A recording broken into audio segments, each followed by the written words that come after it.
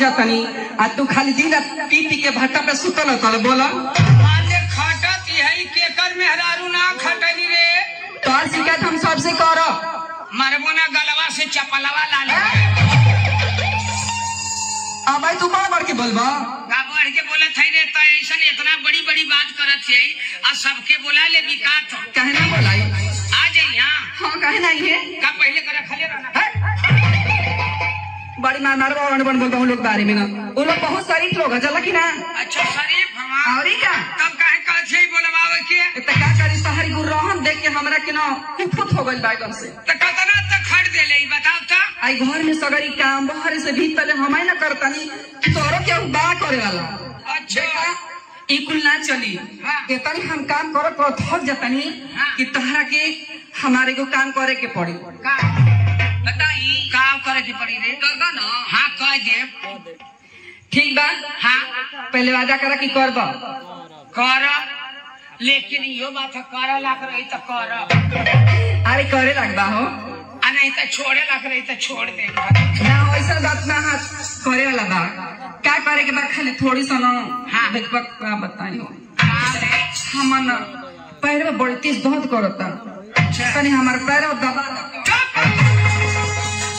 ई बताओ कि मेहरारू का पैर या गोड़ के दबावले रे हे भगवान आजकल तो सब लोग दबावता पूछला सत्य से दबावता कि ना लोग कहो सत्या भैया तुम दबावले हुआ का लड़ुआ आदमी ना ना हवा ये मर्दावा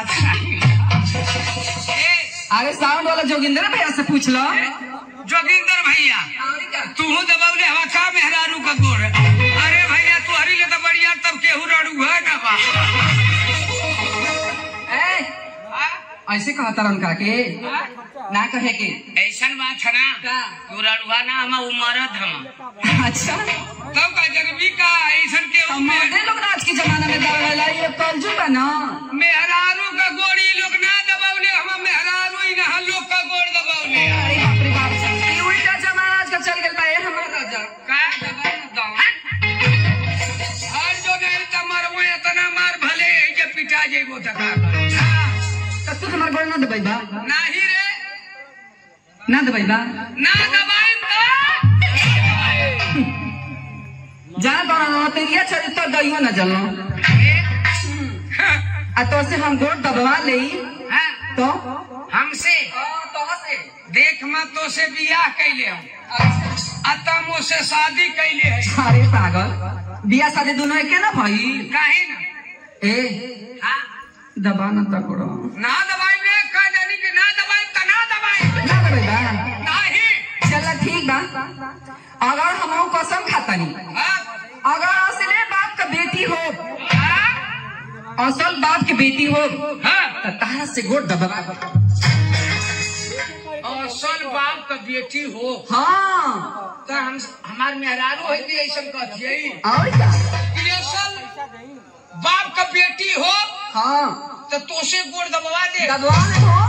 गुस्सिया के तो हम खुशा के का थाई असले ससुरे का दामाद हो तो तोर गोड़ ना दबाई ठीक बा हम जात हई हर जोता हाँ अत एक काम करी है कि लिट्टी में गोईठा लगा के लेके अरे पागल लिट्टी में गोईठा ना गोईठा चूल्ही में लगा के लिट्टी सेक के लेके आई